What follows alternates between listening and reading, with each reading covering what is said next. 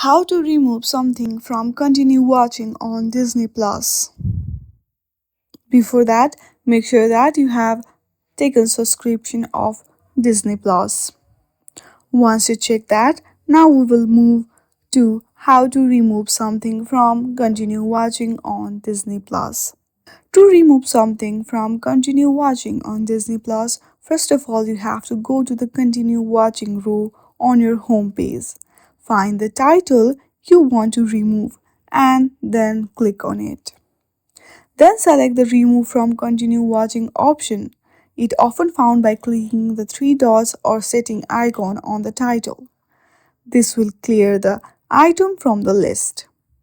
If you don't see the option, you may need to fast forward to the end of the content, which also clears it from continue watching.